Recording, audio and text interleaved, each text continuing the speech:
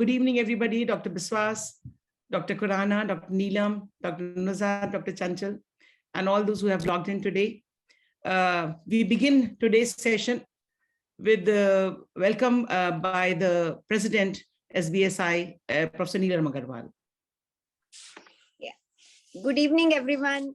On behalf of Stillbirth Society of India, I welcome you all and wish you all a very happy and healthy new year. And I congratulate Fetal Growth Restriction Society of Stillbirth Society to hold this webinar today. This is a very important topic for all the obstetricians. And I think we have excellent speakers. You all will agree with me. Excellent faculty for the today's webinar. And without wasting much time, I will straight away hand it over to the organizers for the further proceedings. Thank you. So it's my proud privilege, and we are really honored to have Dr. Chanchal Singh as the chairperson of the FGR Committee of SBSI, and Dr. Aisha Ahmed as the secretary, and many esteemed members. Dr. Chanchal Singh is a MRCOG. She's got a fellowship from Singapore in maternal fetal medicine, and she's a part of the Fetal Medicine Foundation UK. She's the lead consultant at Rainbow Children's Hospital and Birthright, New Delhi. And her areas of interest are antenatal screening, high-risk pregnancy, fetal growth restriction, multiple pregnancy, and fetal interventions. She's current member and past chairperson of AOGD Fetal Medicine and Genetics Committee. She's member of the editorial board Journal of Fetal Medicine, member of International Representative Committee of RCOG North Zone, and she's FOXY accredited trainer for ultrasounds, as well as she has 25 publications in peer-reviewed journals. And the secretary of the committee is Dr. Aisha Ahmed. She's DGO, DNB, MNMS, MRCOG. She's a fellow in Advanced Gynecological Laparoscopy and Fetal Medicine Foundation. She's done a fellowship, and she's associate professor currently at IRAS Lucknow Medical College and Hospital, Lucknow. Her areas of interest is again high-risk pregnancy and fetal medicine. She's co-editor of the Pan-Asian Journal of Obs and Gynae and has more than 40 papers and chapters in national and international journals to her credit. And the other members of this committee include Professor Sumita Bachani. We are proud to have her. She's also a professor and senior specialist at Safdarjung Hospital, and she has started the invasive fetal medicine and genetic clinic there. Dr. Pallavi Chandra is again from Fernandez Hospital, Hyderabad. She's the consultant and head of the Department of Obstetrics. Dr. Apala Priyadarshini is the assistant professor from AIMS Raebareli, and Dr. Bushra Fatma is a senior resident at Jain Medical College, Aligarh. So now I hand over the proceedings to Dr. Chanchal, the secretary of the, the chairperson of the committee, to conduct the rest of the proceedings. Thank you very much for the kind introduction, ma'am. It is indeed a matter of honor for me that my mentor from Singapore has graciously agreed to join us today, even at this odd hour for academics back home in Singapore. So, and Dr. Ashok Khurana, who never says no to any invitation wherever he is in the world, I suppose. And so that should be, make the Chandigarh people very comfortable that he'll come he'll join whenever they call him for a webinar there. So without much ado, I would like to start the webinar, and it is a privilege for me to introduce Professor Ashok Khurana, who is well known across, not just in the country, but all across the world as one of the leading fetal medicine specialists in Delhi. He did his MBBS from AIMS and then also MD in radio diagnosis from AIMS. And then he trained at Denmark in fetal medicine. And he has been a consultant and chairman of the ultrasound lab in Delhi, which is well known at all places. And I think if I go into the details of his CV, we would just end up finishing the webinar here only. He's the editor-in-chief of Journal of Fetal Medicine. Welcome, Dr. Khurana. Thank you for being here with us. Thank you. A pleasure to be here. Yeah. And I truly look forward to a great evening. Yeah. Dr. Nuzhat will go on to introduce our first speaker for the day, Professor Arijit Biswas. Dr. Nuzhat. Welcome, Professor Arjit Biswas. It's indeed a great privilege to have you. Chanchal was talking about you as a brilliant teacher and a researcher. So I have been given the privilege to introduce you and invite you to our Stillbirth Society. Very important lecture today, that is fetal growth restriction and the surveillance protocols. We clinicians require of surveillance protocols to come from you. Many of us don't have a kind of a fetal medicine unit to back them up, and we will be absolutely lost when we get a report. So to introduce Professor Biswas, he is from Singapore. He's a professor of gyne, and he's also a maternal fetal medicine specialist, has been a lead role in many organizations and committees, a brilliant researcher, has won 70 publications, and an outstanding clinician award in 2017. So with that little introduction, Professor Biswas, we hand over the proceedings to you. Before we hand over the proceedings to Prof, welcome, Prof. We thought that we will start the program with a short introduction to the current change definition. And then we hand over the platform to Professor. I think no other condition or a clinical situation has undergone so much changes in its definition as fetal growth restriction. When I was an undergraduate to postgraduate to senior resident to current fetal medicine specialist, we've all been, the definition is constantly changing.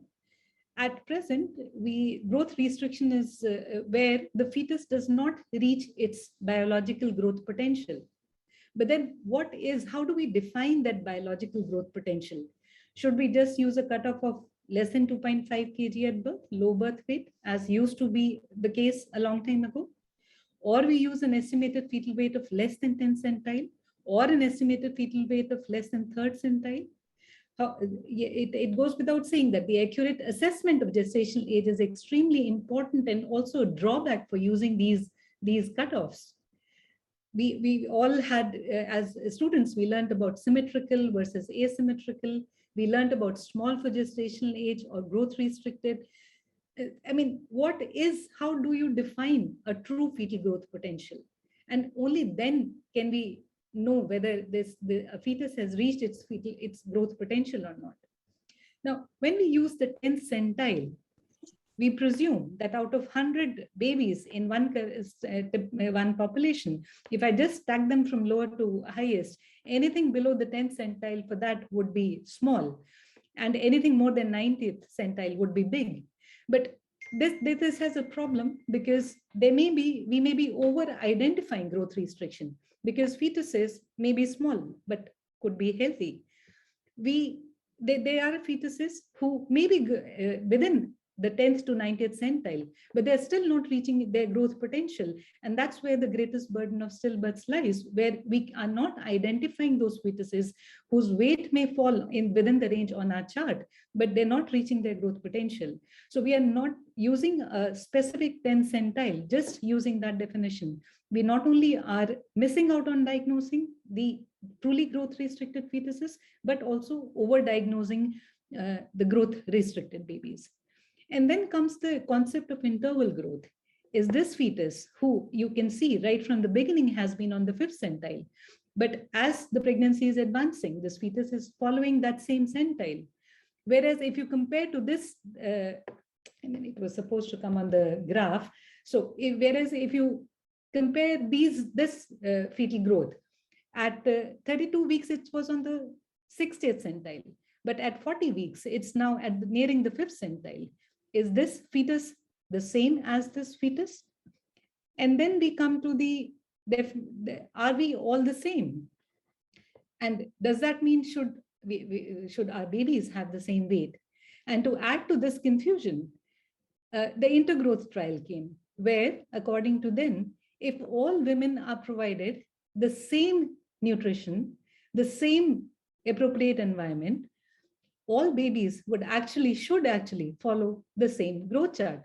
However, after the publication of the intergrowth trial, For a brief period, we did adopt that in a unit, and it's not in an urban center where malnutrition is actually not a problem. But our rate of labeling babies as growth restricted went up to as high as 30% to 40% of the population. Are we justified in labeling all these women as growth restricted, and then increasing surveillance, increasing intervention? So I think we still have, there is a lack of consensus. So how do we actually define growth restriction? It should be a consistent definition. It should be applicable to the local population. And most importantly, it should correlate with adverse outcomes. And that includes both the short-term outcomes in terms of emergency cesareans for distress, for abnormal CTGs, hypoxia, stillbirth, and also the long-term outcomes. It is not just about having a live child at birth. For parents and for clinicians, it is important that that child, irrespective of the birth weight, should be able to go to an age-appropriate class at 6 years of age. And therein comes the importance of differentiating growth restriction from a constitutionally small fetus who will have an absolutely normal perinatal outcome. And that is why this Delphi consensus was actually adopted. So whenever we talk about management of a small fetus, actually the question starts with identification of a small fetus. So the Delphi consensus is actually, it's a procedure in which experts are selected in the field, and literary research is done, and all the people who have been involved in publications on that particular topic, they're selected, and multiple online rounds of preset questionnaires are sent, wherein all the experts, they come to a consensus as to what should be the actual definition, what is clinically relevant, and what should we actually do. The advantage are that there is absence of empirical evidence and there is no strong voice. So it's actually a consensus from the experts in their field. And that is what was done. So this paper, which came out to give a consensus definition of fetal growth restriction using this Delphi procedure, was published in the White Journal in 2016. And I think this has really changed the way we diagnose and manage growth restriction. So in the absence of congenital anomalies, what was decided was that fetuses should be classified as being growth restricted if they were truly small, if the estimated fetal weight was less than the third centile. And they made a distinction between the early and late growth restriction, depending on whether you diagnose it before 32 weeks or after 32 weeks. Or fetuses who were between the 10th to 90th centile, if they had a Doppler abnormality, they were also classified as growth restricted. That in addition, we spoke about that interval growth chart. They took note that if there is a crossing of centile on the growth chart in the late third trimester, that fetus also needs to be monitored. And an appropriately grown fetus, however, with a falling centile along with the low CPR, also qualifies at late fetal growth restriction. So in a sense, this Delphi consensus procedure tried to tighten the definition to come up with a cohort which would actually be at risk of adverse perinatal outcomes. And so the FGR is no longer abnormal umbilical artery Doppler. And the distinction is important because early onset growth restriction, one can diagnose because almost everybody would have a scan at that time. But late onset FGR, once you have a normal anomaly scan, and if the symphysofungal height is okay, I mean, not everybody has the luxury of a third trimester growth scan, and let alone Dopplers. So late onset growth restriction is more keen to be missed, more likely to be missed. And it affects a large fraction of population. And this is where the burden of stillbirth lies. So, and then comes the question of twins, which Dr. Asma would address, and that is a different ballgame altogether. So with that, we thought that we will select these two topics because we are the Stillbirths Prevention Society. So how can we prevent stillbirth using this renewed definition and with the use of Dopplers in monitoring these fetuses? So with this, Prof, I would like to welcome you to give your talk on. I just thought we will give a background on the revised definition, and then you can take us through the role of Dopplers in adapting to this new definition. Right. Thanks once again, Chanchal, for and the Stillbirth Society for inviting me to speak on this topic. It's a very interesting topic, and without much ado, let me move forward. Now, 2 million stillbirths occur every year worldwide. And if you all know that majority are in low and middle income countries, and 3/4 are in sub-Saharan Africa and South Asia. Now, I want you all to know, which you all know, just to remind you all that these are not occurring in the tertiary centers. These are not occurring in the MFM units. These are occurring everywhere where the bread and butter OBGYN is working. And so to address it, how do we prevent this stillbirth from happening? And this has, I thought, should be pitched at a level of the regular, everyday practicing OBGYN. How can we reduce this stillbirth from happening? And a couple of facts are important to understand the magnitude and nature of the problem. First is the antepartum stillbirths, non-anomalous antepartum stillbirths. 60% are placental, and about 40% are so-called non-placentopathic. And of these non-anomalous antepartum stillbirths, over 50% are actually growth restricted. And as you all know, fetal growth restriction, FGR, about 1/3 are really detected antenatally. There was this record study Jason Gardosi published in BMJ as long as back as 2005, when he said the overall stillbirth rate they showed was 4.2 per thousand, but only 2.4 per thousand in the non-growth restricted SGA pregnancies, increasing to 9.7 in antenatally detected FGRs, and it further increased to 19.8, double in not detected FGRs. In the group where the FGR was not picked up. So you can see improvement in the detection and management of fetal growth restriction is the key to reduce this non-anomalous antepartum stillbirths.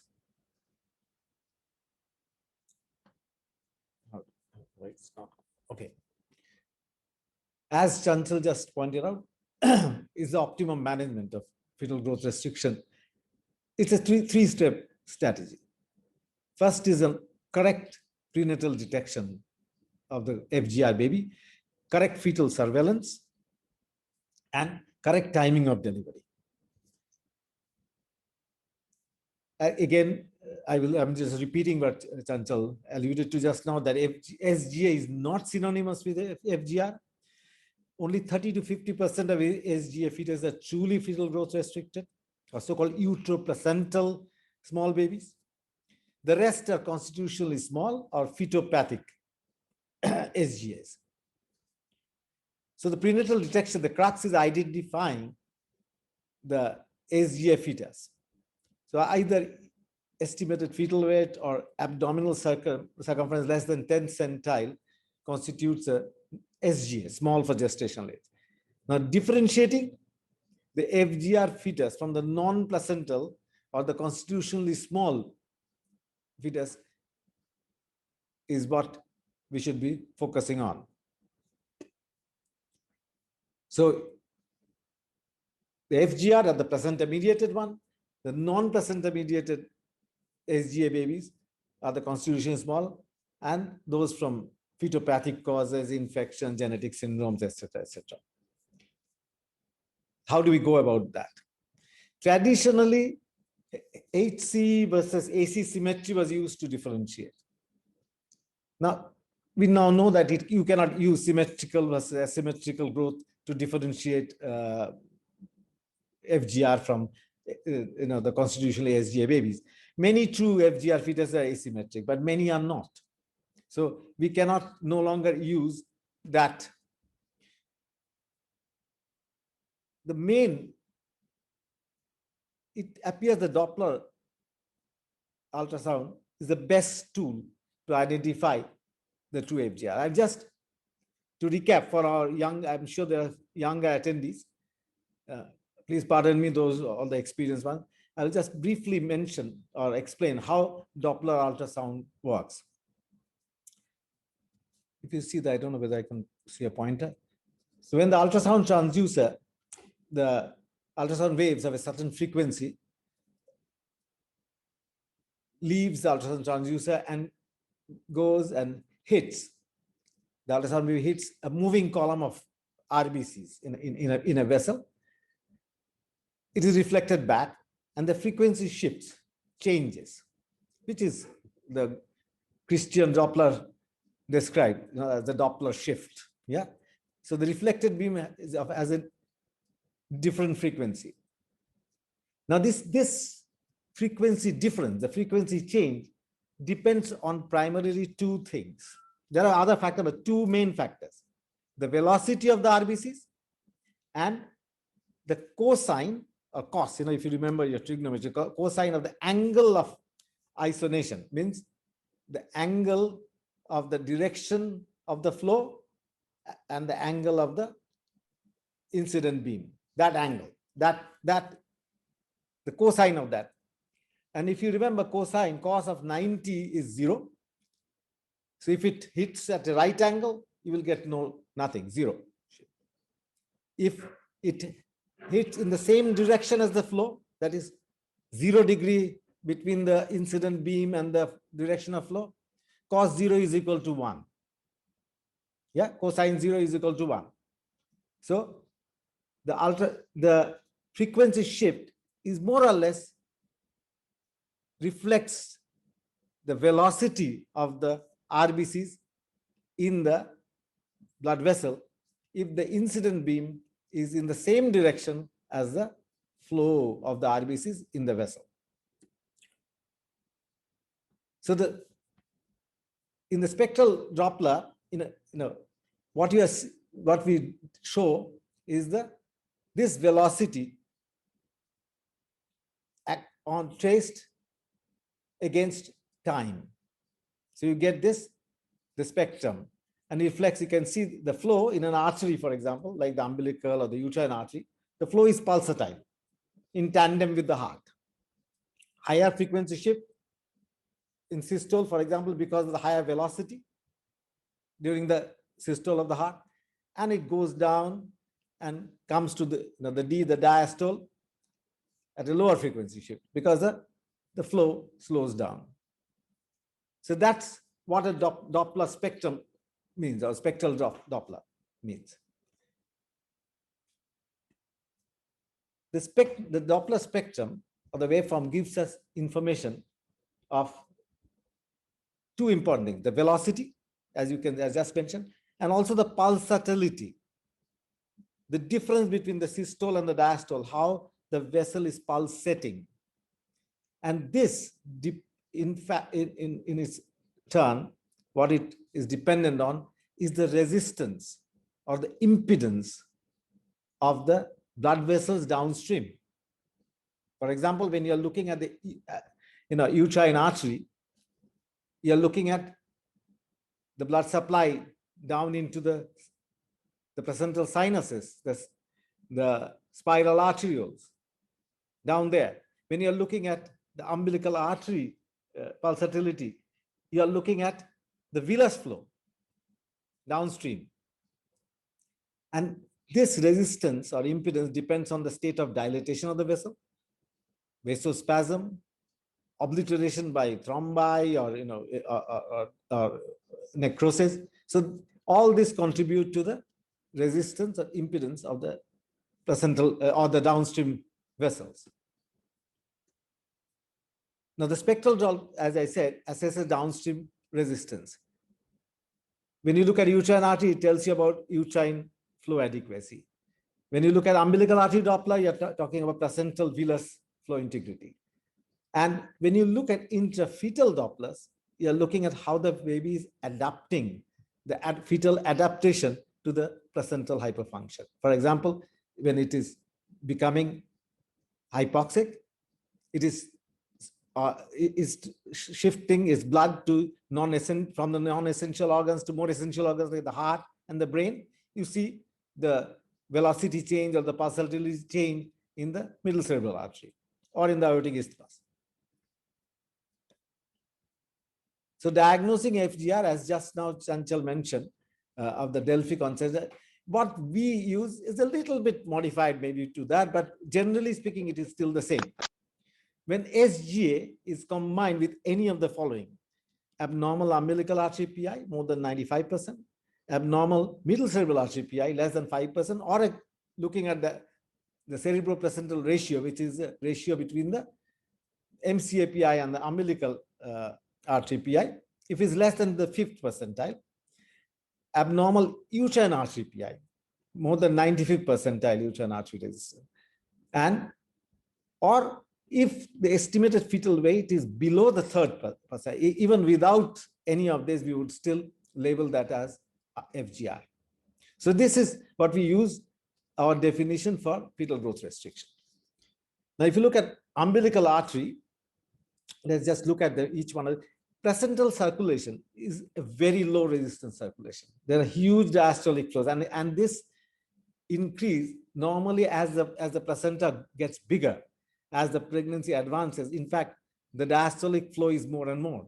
And in fact, if you just look at if you compare the systole, the height of the systole and the height of the diastole, you will see the difference gets lesser and lesser as a normal placenta grows and develops.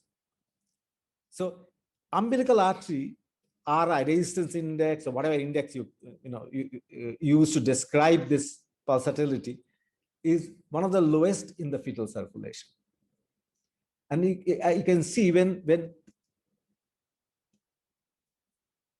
the villus damage starts happening, when the villus damage, look at the cartoon on the right, when the villus damage starts happening, what happens is the pulsatility starts going up, the resistance starts going up in the umbilical artery. And what has been shown that the PI starts going up when about 50% of the villus arteries are obstructed.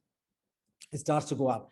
And when it is about 80% of the villus are non-functional, and is not participating in oxygen transfer anymore, you start to see absent end diastolic flow. The diastole is no longer flowing anymore. The blood is not flowing in diastole. Middle cerebral artery, on the other hand, it's one of the very easy structure to identify and isolate in your bedside in the clinic. If you get a little bit of practice, I'm sure, just identify the greater wing of the sphenoid, and which is very easy to identify, and you will see, put the color, you will see the MCA. The MCA flow resistance should always be higher than the umbilical artery in normal fetuses. It should always be. Now, I use a simple way, not using the 5th centile. It's not, you don't have a calculator always, the plus MCA calculator. I might have in my lab, but I'm sure not all of you, wherever you're working, will have the calculator in your hand to see where the CP ratio falls, 5th centile, 7th centile, 20th centile. Just remember, one thing is easy to remember, that which helps in clinical management, it should always be greater than 1. If you divide the MCA PI by umbilical artery PI, it should be greater than 1. I know the purist, you have Prof. Asma Khalil in the podium today.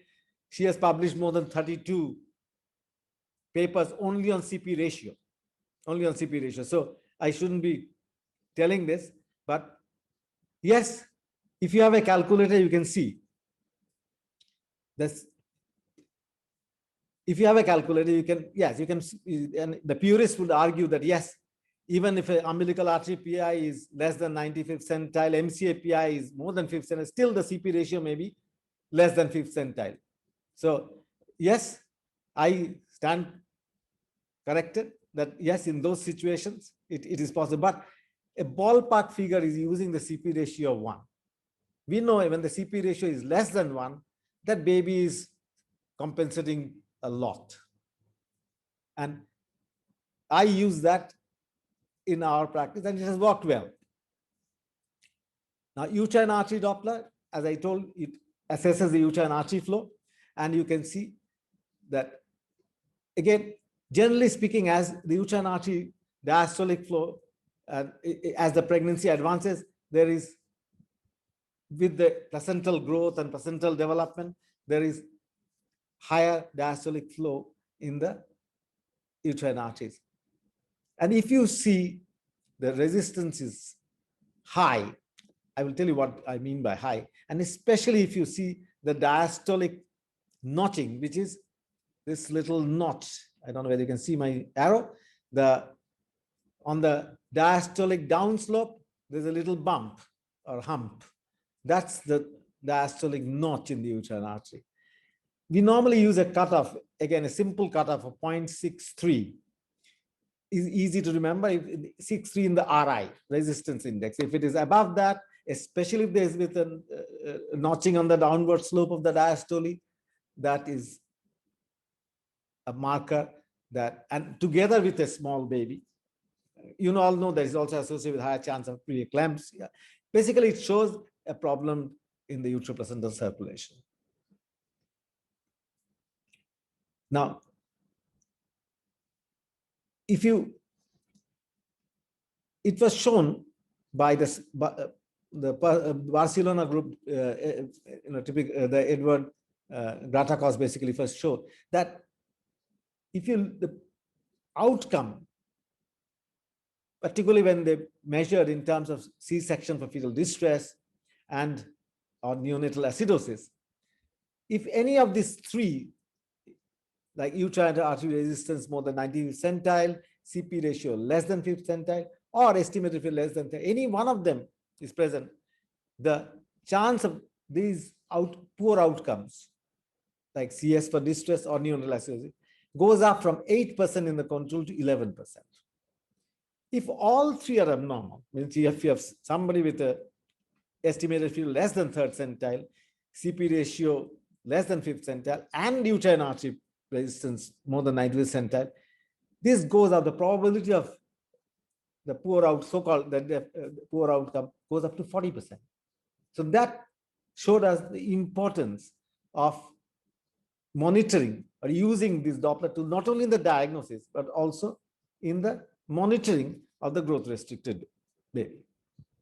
So Doppler is now the principal tool.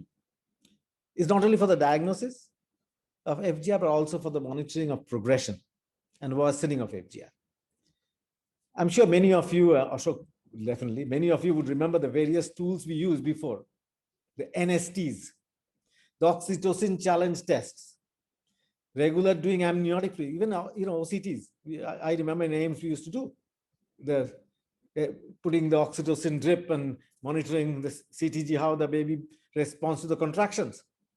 The amniotic fluid index regularly, every other day, measuring the AFI.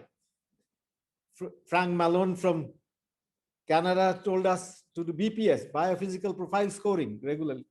All this has gradually given way. And we have now come to that yes, it is the Dopplers which really, really is helpful. For optimum management, a staging of progression was first suggested by the Barcelona group, using this Doppler. So let's look at what are the stages of fetal growth restriction. So if there is a baby which measures estimated fetal weight or AC less than 10 centile, and it has abnormal uterine artery, umbilical artery, or MCA Doppler, or CPR, as we define them, CPR less than 5th centile, umbilical artery more than 95th centile PI. That is stage 1 of growth restriction. It progresses to, as I said, when the villus flow has gone down to nearly 80%, now we are starting to see absent end diastolic flow. you can see the diastole, and there's no more forward flow in the umbilical artery. That is stage 2 has reached. When the resistance has in the umbilical, in the placental circulation has become so much, means so much of venous damage has happened, that blood is now flowing back in the umbilical artery during diastole. That is reversed flow in the end-diastole. You can see that flow going backwards. So I suppose you understand that during systole there is forward flow. When the heart is relaxing diastole, the blood is actually flowing back towards the heart. So that is reversed end-diastolic flow. It is often associated with, we'll talk about that, ductus venosus. This is the stage 3 of fetal growth restriction. This is just example of reversed end-diastolic.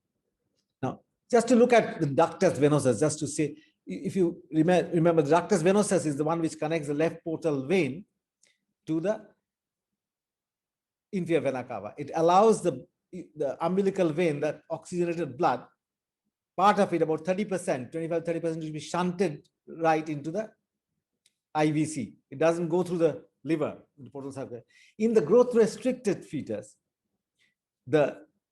this shunt increases, the flow increases. There is shunting up, it may go up to even 50% of the blood which enters, doesn't go into the liver. There is no more storage of glycogen in the liver. And it bypasses that, 50% goes straight to the IVC. Now, yes, that's something which people have tried to study, but it's very difficult because it's difficult to isolate the ductus venosus in the appropriate angle, the vertical angle. So velocity determination is difficult in ductus. So what we have looked at is the pulse subtlety in DD. The ductus venosus pulse, if you look at it, it is M. It gives you a M shape. With the top one, first M peak is the systole, second M peak is the early diastole, and the gap between the two M's is the atrial systole. Now, there should always be positive flow in the atrial systole. Ductus has a continuous positive flow, like umbilical circulation. And this should have a big, huge positive flow. As the myocardium starts to fail, the contractility fails, increased pressure gradient in the right atrium, there is increase in the reverse flow. And so this diastolic flow starts going down towards the baseline. Yeah, you can see like this go. And ultimately may even touch the baseline or even get reverse. That's bad news. So abnormal DV waveform can occur as a result of massive increase in placental afterload or decrease myocardial performance and compliance due to myocardial hypoxia. So stage 4 is when you see reverse A wave or absent or A wave in the ductus venosus. And this or CTG showed reduced short-term variability and spontaneous deceleration. Some people have classified this into subclassified based on AFI, the stages into A, if the AFI is more than 5, B, if it's less than 5. I don't think that's universally accepted yet. This is an example where you can see spontaneous decelerations in the CTG, no baseline variability, and you can see reversed flow. And if you're a bit observant, you can see a little bit of ascites around it, right? And this showed, this is, when you see this stage, A wave is absent or reverse, fetal survival longer than 1 week is unlikely. So this is the stage 4. So Dopplers help in assessing the severity of FGR. But please do not deliver just on the basis of abnormal Dopplers, because you would then convert stillbirths to neonatal deaths or severe long-term morbidity. Gestational age is an important determinant as well of perinatal survival. You just ask your question, should you deliver immediately a 28-weeker, 700-gram baby with absent end-diastolic flow in umbilical artery? If I pose you this question, should you do that? I will just get you to that there is a stage-based protocol of managing. I would rather just remember these 4 numbers. Stage 1, if you have reached stage 1 and the baby has reached 37 weeks, deliver. Before that, weekly monitoring. Stage 2, if it has reached 34 weeks, deliver. Means absent end-diastolic flow. If it's reverse end-diastolic flow, and the baby has reached 30 weeks, deliver. If not, daily monitoring, and that too with CTG as well as ductus venosus flow. If it has reached stage 4, depending on your neonatal care facility, anytime deliver. That's a stage-based protocol for managing, and it helps. I just want to just go through this one quickly, that if you see stage 1, and if it's more than 37 weeks, just deliver. If it has reached stage 2, more than 34 weeks, deliver. But if it has not reached more than 34 weeks, do repeat your assessment every 2 days, 3 days. And if it has reached 34 weeks, deliver. If stage 3 reached 30 weeks, deliver. But if it hasn't reached stage 30 weeks, keep monitoring. It may be repeat every day. I would normally repeat every day with ductus venosus as well as CTG. And anything in our center will more than 26 weeks. Now it has gone down to 25 weeks. And stage 4, we will of course deliver. So that's the stage-based protocol which we have. If it is an SGA without any evidence FGR, that the 3 criteria which Chanchal mentioned, with just SGA, we will go up to 40 weeks and then deliver. Just to tell you, the stage 2, 3, 4, we straight take to C-section. We do not induce labor. Stage 1, yes, labor induction is fine. Just now, Chanchal showed you briefly this slide, the issue of late onset FGR. Yeah, this is being increasingly recognized, that sometimes growth slows down after, and there is no umbilical artery. You cannot use umbilical artery Doppler there. What you need to do is look at CP ratio. That's where we'll tell you this late onset, after 32 weeks onset FGR. These are a different ballgame. This has been established from the placentopathic early onset growth restrictions. Late onset FGRs may have normal umbilical artery flow, or maybe slightly high PI, but the clue is the CP ratio. Abnormal CP ratio will be there. Late onset FGR, it's mild placental disease. You don't get preeclampsia associated with it. Overall mortality is low, but because they are not recognized and they are a larger number, they seem to be an important cause of late stillbirths. So this is where we should be focusing a little bit. Now, not all SGA fetuses are growth restricted, as we have just mentioned. Similarly, not all AGA fetuses reach their growth potential. So there's a new terminology we use, FGR fetuses. Chanchal, give me another 2 minutes. They are called the... Your time. You can take your time. It's okay. The so-called FRGP fetuses, the fetuses which fail to reach the growth potential. This was very nicely shown by this paper from the St. George's. I think Professor Asma Khalil was also part of this paper, which was published in 2014, which showed that if you look at that there are many so-called AGA, the so-called AGA babies, where the CP ratio would be less than the 5th centile mark. Now, are these important? Are these fetuses? Why are they compensating? Why the middle cerebral artery is the resistance going down? Why the baby is shunting blood to their brain? Are these the babies which are so-called failed to reach their growth potential?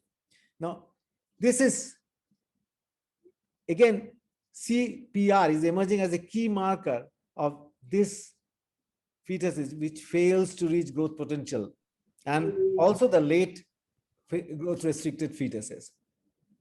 Before finishing, I will just bring up this issue. This is not resolved. are these late onset FGRs and the fetuses which do not reach growth as we think so, who are AGA, but having abnormal CPR, are these the ones which are responsible for the so-called idiopathic unexplained stillbirths?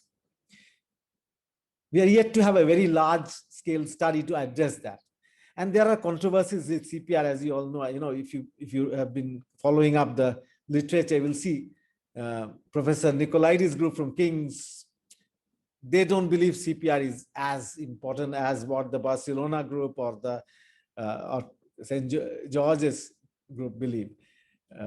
So there are the same thing is from the Lund University. If you have seen Karen Marshall's paper, they've queried the value of CPR. So there are controversies. And the second is, if the first is true, should we introduce a routine late growth scans at 36 weeks routinely and or routine CP ratio at 36 weeks? We normally in our center, for example, we do a routine growth scan at 32 weeks for everybody. And we don't repeat it unless at 32 weeks, there was already significant growth restriction.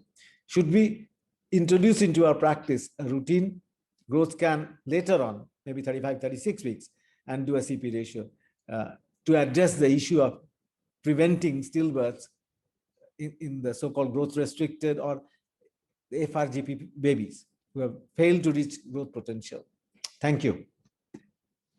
So this is actually the birthplace of Christian Doppler, and also the burial of Christian Doppler. So I thought I must thank him for giving us Doppler. Thank you.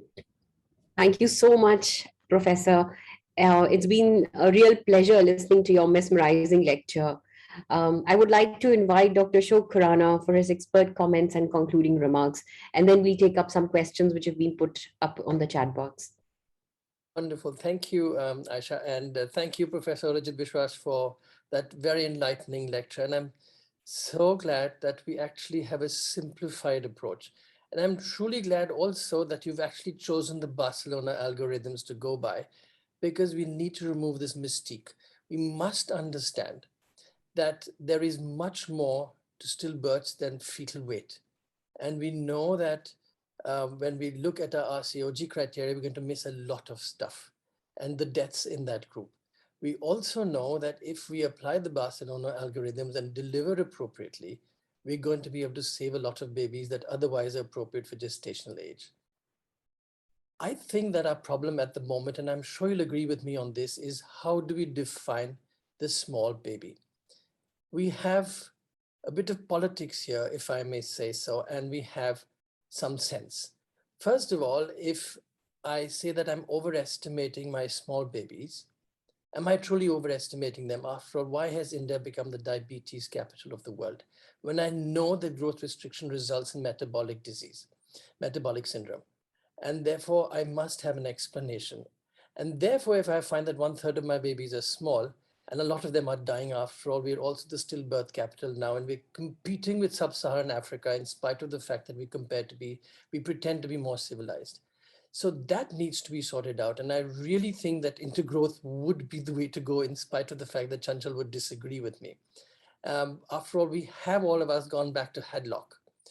We've also had in the last 2 years, just about every society giving us ideas on how to identify the growth restricted baby. We have Canada, we have Northern Europe, as you mentioned, we have the Gardosi group, we have St. George's, and we have a whole lot of others. The really applicable stuff, as you have shown us, is from having something that is simple to apply, something that can be used as an app on your telephone, and all I have to do is to put in my readings and I get my answer. All I need is a reliable Doppler. And I think that is where the secret lies, that irrespective of the weight, I will then put in my weight, I will put in my gestational age, I will put in my Doppler, and I will know how to do my surveillance. And that's how I'm going to save these babies. Thank you so much for that marvelous input. Thank you so much, Dr. Khurana. And if you can just stay back for the questions, and Professor Biswas. So some of the questions which have been put on the group, one question was, can there be an abnormal CP ratio before 32 weeks and the fetal weight is at 60th centile? So it's a normal fetal growth, but then we are getting an abnormal CP ratio. If so, what do we do? excellent question. Honestly speaking, I haven't seen them occurring much, but I've seen that happening once or twice. And that is particularly in the diabetic baby, that which falsely is so-called, biggish baby, but truly it is growth restricted, what it could be, what is in it. And that baby may have an abnormal CP ratio. And we have seen also abnormal CP ratios in others. There are a few other situations, where the growth has not happened. This particularly has been described, like if it can happen if there's an abruption happening, where there's no time for the growth has not gone down, and yet the baby is compensating. It has been shown in umbilical, occlusions, with the thrombus formation, where the baby has not had enough time for growth to have, growth restriction to have shown up, but baby is compensating in his brain. So CP ratio, yes, can be, and I would take that very, very seriously if you see that. Thank you so much. Thank you. And another question was, is there any grading of FGR based on fall in growth velocity also? So which means that if suppose there's a 50% fall in velocity, then how frequently to monitor these fetuses? And is there any criteria that this fall in growth velocity, so any protocol for that?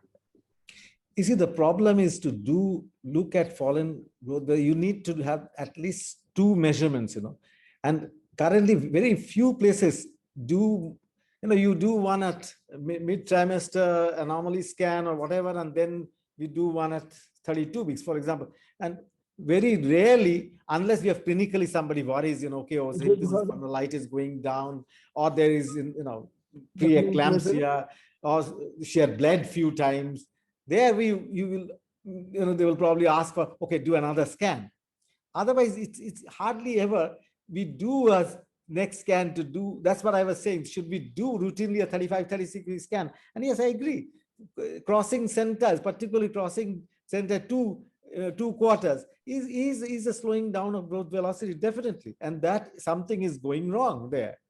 But the thing is, when do we do that? How many times do we do that?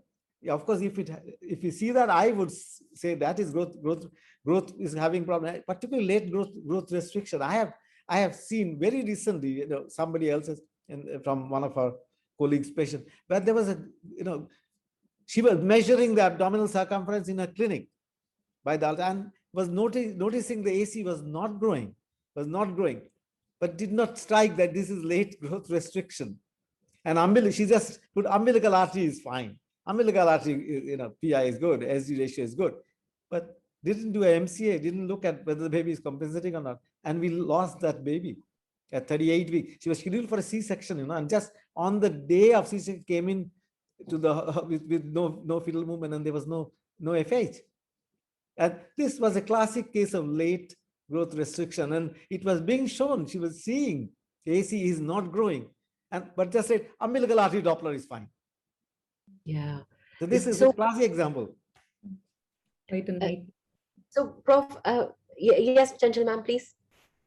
No, that's quite a nightmare, Professor. Absolutely. Professor, another question that we had was that the other way around. We have a small fetus, which is probably on the 15th centile, and because of history of previous stillbirth, we are monitoring this fetus. The umbilical artery is okay at 32 weeks. The MCA is okay, the CPR is okay, but it's isolated ductus which is showing a high PI repeatedly, and there is no cardiac abnormality. There's not much in the literature regarding this. So what is your take on that? Look, it has to be something. If you look at the physiology of the A wave in ductus, that there has to be something in the right atrium. Something compliance issue in the right atrium. Why is the blood flowing back during the atrial contraction? It has to be. Yeah. So I agree with Chanchal. We do not always have an explanation. I've seen particularly the ductus A wave being almost going down to the bottom and coming back in a few days back to I won't say normal, but good flow has been seen. What improved that? What improved that? I do not know. I do not know. But I agree that there has to be something in pathophysiologically in the right atrial compliance. There has to be something in the preload in the right atrium, which is giving this deep A wave in the ductus. So I don't have an answer. I don't think it's growth restriction related. There's something else going on. And Yeah, there's something wrong with cardiac function as we recognize it today, that the size, shape, and contractility of the heart does get remodeled, and that interferes with function, and that is what gets reflected in these bad ductus venosises. Agreed. I completely agree with that. That dimension of assessing fetal cardiac modeling in the third trimester scan and sensitize our eyes to the fact that this heart looks thicker, globular, and is probably a little larger. The contractile, yes. Yes. Right. And another question was, Professor, that the role of NST in monitoring these preterm fetuses. I mean, we do not have the computerized CTG, and after the infant trial, even that has not, I mean, proven to reduce the incidence of stillbirth. So how do we incorporate NST in monitoring of these preterm fetuses? Okay. We use NSTs, the so-called, typically, as I said, almost not, in the fetus where there is CP ratio is okay, or just it is not. We are not seeing umbilical absent and diastolic flow. Once it has started going that, where I have to keep that baby cooking inside, the example I gave you, the 28-weeker with 700 grams, and, and absent and diastolic flow. Do we deliver or do we keep inside a monitor? We keep inside a monitor. And that monitoring, you need NSTs, you need CTG. And what we are looking for, yes, baseline variability below 5 for a long time it should not happen. Although I know preterm fetuses have longer sleep pattern, their sympathetic parasympathetic should not have repetitive decelerations. If you start seeing decels, spontaneous deceleration, repetitive, it's not going all right. Look at the ductus. You take this into picture, and if you see either of them, the ductus going bad or repetitive deceleration in this, bail out. But until then, just because of the Dopplers, don't that it is touching. You can buy a few more days, sometimes weeks, with the absent and diastolic flow. But having said that, the monitoring must be close, and our biggest problem is the weekends. Biggest problem is the weekends. Chanchal, I make sure that somebody goes and monitors that on weekends. Otherwise, the Saturday, Sunday can be bad. Yes. I think it's the same everywhere, Prof. Yes. Prof, another question was that when you're monitoring these fetuses and when you feel that the delivery is imminent before 34 weeks and we give them steroids, there is a transient improvement in the Dopplers. You're true. It's absolutely true. Yeah, and with this rider that deliver within 7 days of these after giving steroids, but because otherwise you will lose the effect of that steroids. So how do you handle this? How does one? I will still monitor the baby as I have been monitoring.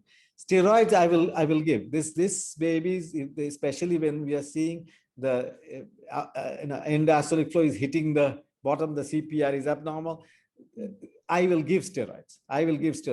Whether I have to, if they deliver within 7 days is never the case. We give steroids. We won't keep repeating them, as you know. All the studies.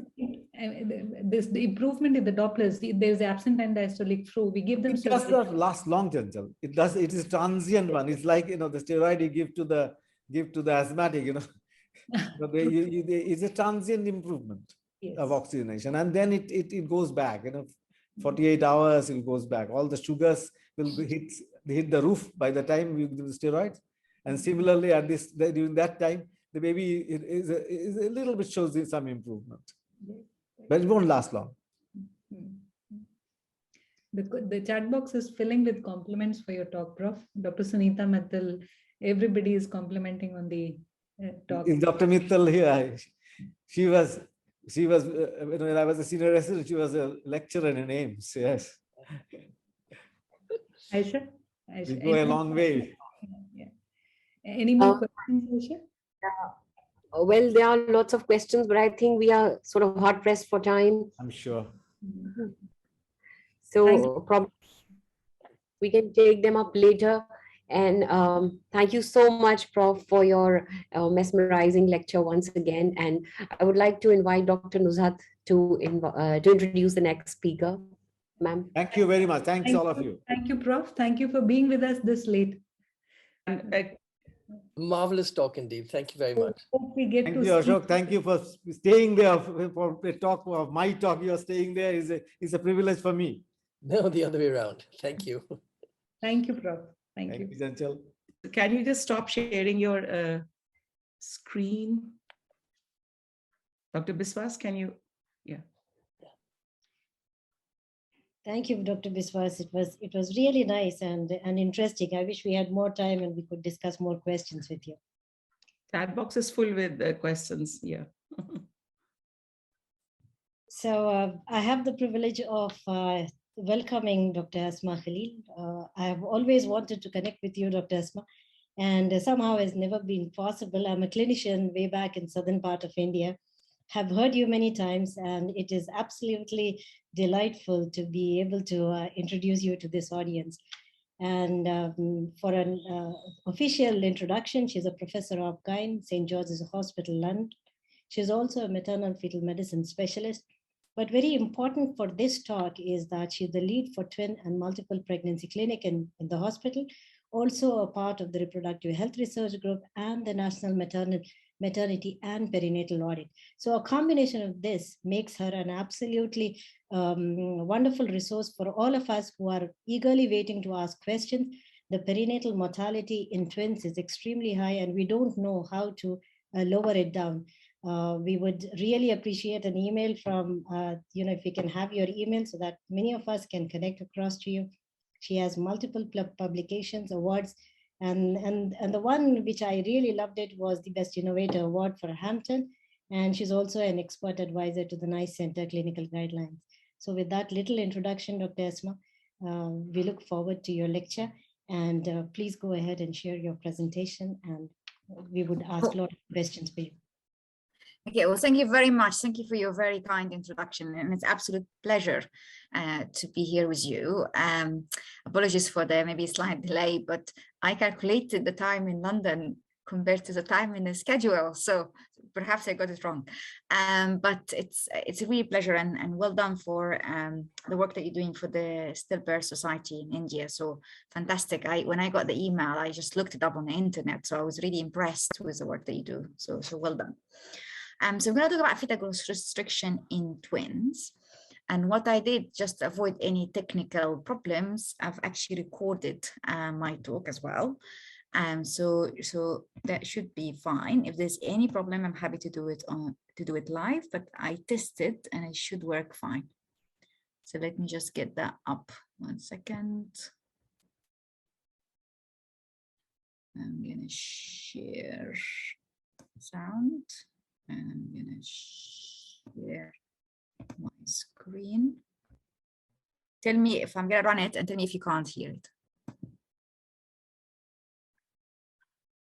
Hello, everyone. I'm delighted to give you a talk on fetal growth in twin pregnancies. And the first question, how do we actually monitor for fetal growth restriction in twins? And this is ultrasound monitoring protocol or recommendation that we included in the ISWAC guideline that was published a few years ago. And you can see whether dichorionic twin pregnancy on the left-hand side or monochorionic twin pregnancies on the right-hand side. You will have the first trimester scans 11 to 14 weeks, where you date the pregnancy, you determine the chronicity, you do the labeling, and you offer screening for chromosomal abnormalities according to where you work. And then in dichorionic twin pregnancies, the next will be the anomaly scan at 20 weeks. And then after that, we recommend an ultrasound scan every 4 weeks until the end of the pregnancy because we're monitoring for fetal growth restriction. What about in monochorionic twin pregnancy on the right-hand side? Well, the recommendation is from 16 weeks, every 2 weeks until the end of the pregnancy.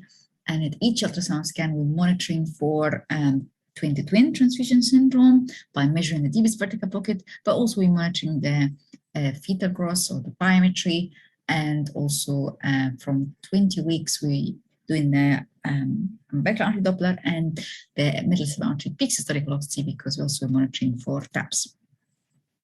However, it's also important to acknowledge that there is no, or there's some differences between or among national and international guidelines. So, for example, the recommendation of the umbilical artery Doppler in women with uncomplicated gynecologist twin pregnancies is not routinely recommended in the American College of Obstetrician Gynecologists guideline. Why? Is it because there's no evidence that's associated with improved perinatal outcomes? And the same applies for the use of umbilical artery Doppler in the absence of growth or fluid discordance in monochorionic twin pregnancies. And therefore, in the ACOG guideline, the use of Dopplers is not routinely recommended unless there is sort of complicated or discordance in the among the twins. So how do we estimate the fetal weight discordance? And that's the recommendation from NICE, which issue guidelines in the UK. And the recommendation is to estimate fetal weight discordance at every scan from 20 weeks, and should be documented. The scan frequency should be at least every 28 days, which is the case in dichorionic twin pregnancies. And in monochorionic twin pregnancies, as I showed you earlier, is more often, it's every 2 weeks. And the calculation is that it's estimated for the discordance of the larger twin minus the smaller twin divided by the larger twin, and then you multiply by 100 to get a percentage. The guidelines will need to be obviously pragmatic, and therefore we chose a cutoff of 25% as a threshold of estimated fetal weight discordance for referral to a tertiary level fetal medicine center for further assessment and monitoring, not necessarily for delivery. So why 25%? Because it's associated with increased risk of perinatal mortality and morbidity. How to calculate the estimated fetal weight discordance, as I mentioned to you earlier. So the estimated fetal weight of the larger twin minus the smaller twin divided by the larger twin, and you multiply by 100 to get the percentage. What about in triplet pregnancies? In this case, the denominator is always estimated fetal weight of the largest triplet, and therefore for the smallest triplet will be the largest minus the smallest divided by the largest, and for the middle fetus would be the largest minus the middle divided by the largest. And again, as I mentioned earlier, we should document this estimated fetal weight discordance in the ultrasound scan report.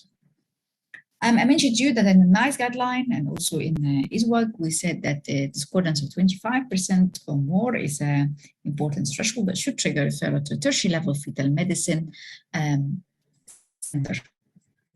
Is that this 25% is across all gestational age, or does the degree of the discordance varies with gestation? So in this study, which we looked at the STORK twin database, so that's more than 3,000 twin pregnancies, and we looked at what is a cutoff or threshold for estimated fetal weight discordance that predict the risk of fetal loss. And you can see that actually this threshold cutoff varies with gestational age. You tend to be lower later in gestation and higher earlier in gestation. So 34 to 36 weeks was nearly 15%, 31 to 33 weeks was 20%, and 28 to 30 weeks was nearly 50%. So the threshold is higher, or the cutoff is higher at earlier gestational age. And therefore, a set of one size does not fit all. However, when we write guidelines, we need to be pragmatic. So, and therefore 25% is a reasonable cutoff. When we assess or we measure the biometry in twins, which biometry equation and which chart should we use in twins? And certainly when you review the literature, a combination of fetal head, abdomen, and femur measurements perform best in calculating estimated fetal weight compared to, for example, just relying on the head circumference alone or the abdominal circumference alone. And that's consistent with both in the NICE guideline and also in the ISWAG guideline. How accurate is ultrasound in estimating fetal weight in twins? compared to singletons. And we published this paper a few years ago, where we actually compared the ultrasound estimated fetal weight versus the actual birth weight in pregnancies. They had the ultrasound scan within 2 days of the scan. So they had the scan, and then within 2 days, they actually delivered. And this is the ultrasound estimated fetal weight using a very long, nearly 30 ultrasound estimated fetal weight equations. And I'm not going to take you through the details, but when we did that in more than 4,000 singleton pregnancies and in nearly 600 twins, we found that, as you would expect, the ultrasound estimation birth weight is less accurate in twins than in singletons. And as I told you in the previous slide, the formulas that have a combination of head, abdomen, and femur perform best both in singleton and in twins.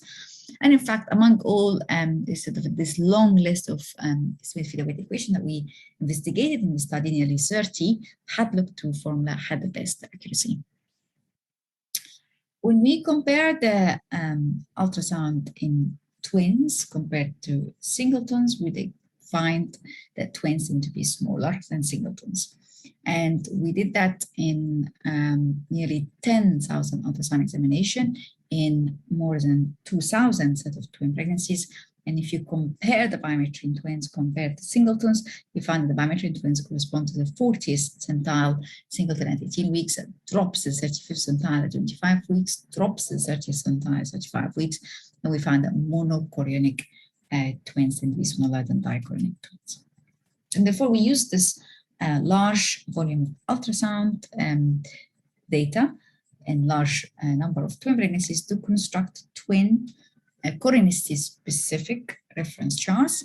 And as you can see here, this is for the individual biometry, so abdomen circumference, female length, bipartite diameter, head circumference, and then on the right-hand side, this is the estimated fetal weight charts, both for dichorionic and monochorionic twins.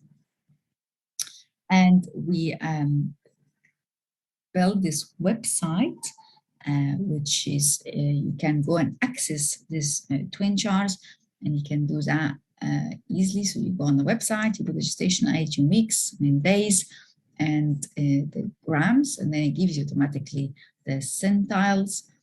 And this website is called twingross.co.uk. You could also download the charts in a PDF or even on a printed and filed in the patient notes, and then you be able to plot the charts or the measurements yourself. And this website is free to access. There's always this controversy whether we should assess the gross in twins using the twin or the singleton charts, and whether actually the charts that we use in clinical practice are validated.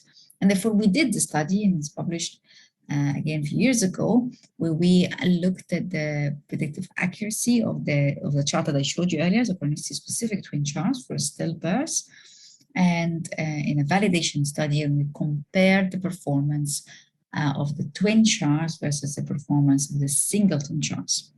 And again, because of the time, I'm not going to take you through the study in detail, but certainly the conclusion was the twin charts have equivalent predicted performance for stillbirths as singleton charts by classifying fewer fetuses as gestational age, and therefore the significance of that is that it might reduce iatrogenic preterm delivery without increasing stillbirths. So in small babies, the charts identified similar numbers of the fetuses that actually end up by stillbirth. So they have similar predictive accuracy, but the twin charts labeled far fewer babies as small gestational age, and that means less intervention, less anxiety, and less iatrogenic prematurity, and without increasing the risk of stillbirth. So which chart to use? Should we use a singleton or twins? And certainly over the last few years, there's been the evidence is accumulating, supporting the use of twin charts. And I'm just going to take you through a couple of the studies. So this is a paper that's published in a Canadian study that was published in American Journal of Obstetrics and Gynecology about 2 years ago. And in this study, in a large number of singleton pregnancies and in dichorionic twin pregnancies, they looked at the association between fetal growth restriction and hypertensive disorders. And you see here, this is in singletons, and this is incidence of fetal constriction, and the blue when they don't have hypertensive disorders or there's no preeclampsia, while the red is the pregnancies that had preeclampsia or hypertensive disorders. And you can see that the risk of fetal constriction or small fetal gestation age is double if you have preeclampsia compared to if you don't have preeclampsia. Relative risk is 2.1, which is what you expect. What about in dichorionic twin pregnancies? When you use the singleton charts, you see that your incidence of having a small baby is much higher. So it's about 20 or 25%. And in fact, the incidence of fetal constriction is not significantly different if you have preeclampsia, if you don't have preeclampsia, which is contrary to what you expect in clinical practice. And the relative was 1.2, not significant. While if you look at the dichorionic twin pregnancies using twin-specific charts, you find that it has similar association to what you see in singletons. So fetal constriction on small baby is higher, significantly higher if you have preeclampsia compared to if you don't have preeclampsia. And the relative risk is 2.4, almost the same strength of association as you see in singleton.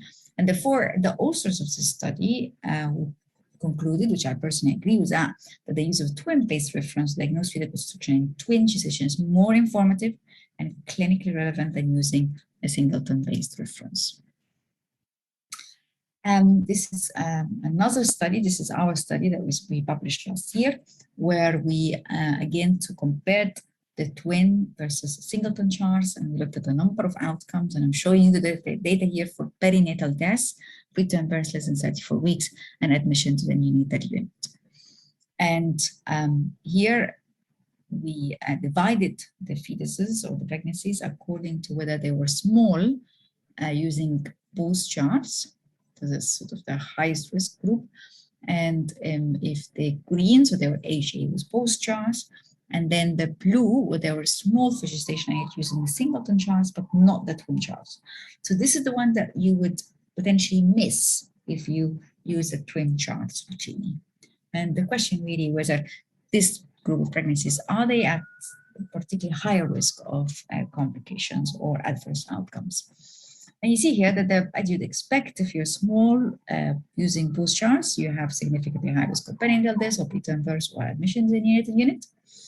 While if you are small, using the singleton charts only and not the twins, there was no actually, the risk of adverse perinatal outcome is not significantly different to that appropriate for gestational age fetuses. Neither in the perinatal death, nor in the preterm birth less than 34 weeks, nor in admission to the neonatal unit. And therefore, our conclusion, we did confirm what that was previously reported in studies. The single charts increase the number of twin fetuses diagnosed as suspected fetal constriction. We label a large proportion of twin or fetus as fetal constriction. And I think it's about a third. We label a third of them as being small. In our study, there was no difference in adverse outcomes between twins considered as small by singleton only charts, not by twin charts, and those that actually without any concern, the AGA group. And single chart misclassify a large number of twins as at high risk of fetal constriction and as leading to unnecessary medical intervention, iatrogenic preterm delivery, and of course, parenteral anxiety. So what are the diagnostic criteria of selective fetal constriction in twins? And when we wrote the ISWAC guideline, that was a consensus. There were sort of experts sitting around the table in the office, in the ISWAC office in London. And we said, well, in dichorionic twin pregnancies, we treat them as singleton. And therefore, if one fetus has estimated fetal weight less than 10 centile, that's enough to diagnose as selective fetal constriction in dichorionic twins. While if it is a monochorionic twin pregnancy, in this case, we will need, in addition to estimated fetal weight of less than 10 centile, we need to include the inter-twin estimated fetal weight discordance of 25% or more. And after the publication of the ISWAC guideline, we received a number of letters to the journal, mainly from the American group, where they sort of said, well, that we don't necessarily agree with this guideline. We use different diagnostic criteria for fetal constriction in twins, and they are right. It's often, if you look at the studies, you see that the different diagnostic criteria being used, which makes it difficult to compare the studies or actually be able to combine the studies. And therefore, back in 2018, we published this consensus diagnostic criteria for selective fetal constriction using the subsequent Delphi methodology. And these were the findings. So if you have estimated fetal weight less than third centile, not the 10th centile, less than third centile of one fetus, in this case, is enough to diagnose selective fetal constriction, whether in dichorionic or monochorionic twins. While if you want to use a conventional cutoff of 10th centile, in this case, you need, in addition, estimated fetal discordance of 25% or more, or abnormal umbilical artery Doppler. And therefore, this is, to some extent, the current diagnostic criteria for selective fetal constriction in twins. And I'm glad to say that most of the news papers that I review or I come across nowadays are using this consensus diagnostic criteria of selective fetal constriction in twins. Okay, so the next question is that what about in dichorionic twin pregnancies? What about the natural history of the classification? And if you see here, similar to single twin pregnancies, you would classify fetal constriction early onset and late onset, and the early will be less than 32 weeks and late after 32 weeks. If you apply the same cutoff in dichorionic twin pregnancies, you will have the early is about 8% and the late is about 3%. So interestingly, it's the early is more common. What about the progression? Again, as you sort of you would expect from clinical practice, that the early have higher risk of progression, 40%, compared to the late, which is only 25%. And of course, because the late, you always have this option of delivery. You don't have long time to have progression. About the perinatal mortality, in the study that we published last year, we found that it's there were none really in the late selective fetal constriction, but don't forget we're monitoring them closely and delivering them. While in early selective fetal constriction, the perinatal mortality was about 34%. What about when do we deliver these pregnancies? So selective fetal constriction in dichorionic twins. In this case, it depends on the gestation and it depends on the Doppler abnormalities. The complexity of managing selective fetal constriction in dichorionic twins is the fact that you have two babies. And on one hand, you want to avoid the risk of stillbirths or intrauterine of the smaller twin, but that means the price you pay is iatrogenic prematurity for the larger twin. And therefore, it's a fine balance to when you would deliver, depending on the Dopplers of the smaller twin. The other thing is that we tend to certainly do our best to avoid delivery before 30 weeks. In dichorionic twin pregnancies complicated by selective fetal constriction in order to avoid the iatrogenic prematurity of the larger twin. And therefore, generally speaking, less than 30 weeks, we advocate expected management. After that, the threshold to deliver 30 weeks would be if you have reversed AVF and the ductus venosus, like this picture here on the right-hand side, 30 to 32 weeks if you have reversed endostolic flow in the umbilical artery, like here, 32 to 34 weeks when you have absent endostolic flow in the umbilical artery, like this wave, and after 34 weeks, we have low threshold to deliver, even if you have low middle artery pulsatility index. What about in monochorionic twin pregnancies? And this is ultrasound video of showing the selective fetal constriction in a monochorionic diameter twin pregnancy. And it's important to know how to differentiate it from twin-to-twin transfusion syndrome. Not every monochorionic twin pregnancies where there is fluid discordance and size discordance is TTTS. In this case, you can see the smaller baby here, significantly smaller, and have reduced amniotic fluid around, while the larger twin have normal amniotic fluid, and that differentiated from twin-to-twin transfusion syndrome, where you expect that the larger twin or the recipient will have polyhydramnios. Once you make the diagnosis of selective fetal constriction in a monochorionic twin pregnancy, we need to do the umbilical artery Doppler in order to classify it into type 1, type 2, and type 3. That's a Gratakos classification. And you see type 1 here, when you have positive in the systolic flow and umbilical artery, that's the best prognosis, have good outcome, majority of the cases with low risk of progression and low risk of demise of the smaller twin. Type 2, the one in the middle, where you have absent or reverse in the systolic flow and umbilical artery, that tend to have the worst prognosis with high risk of progression, high risk of demise of the smaller twin. And type 3, which is on the right-hand side, which have this characteristic pattern of umbilical artery Doppler, when you have intermittent, absent, or reverse endostenic flow, and often you see sort of the anastomosis on the surface of the placenta. And as I mentioned, in my experience is quite a rare type of selective reconstruction, and certainly the study suggests it does have unpredictable nature, and therefore it's difficult to predict the risk of demise of the smaller twin. And the complexity of managing these pregnancies is the fact that the deaths of the smaller twin have major consequences on the larger twin. So about 30% risk of demise or brain damage of the larger twin because of the shared circulation or the anastomosis in the placenta. So people would ask, what's the difference between TTTS and selective reconstruction? I showed you the ultrasound difference, and certainly a major component is the fact that the lack of polyhedramine is in the selective reconstruction in the recipient twin, while in TTTS you have to have polyhedramine.